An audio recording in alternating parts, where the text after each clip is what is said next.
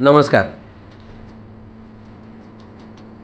Book लॉन्चच्या दिवशी काही विशेष कपडे घालावेत, अशा हिशोबाने विचार केल्यावर लक्षात आलं, की आपण त्याचं जॅकेट शिवू शकतो, एक विशेष डिझायनर जॅकेट.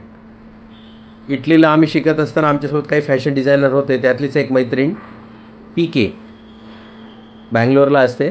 तिला मी आयडिया सांगितली, तिने इमिजिएटली त्याच्यावर काम सुरू केलं.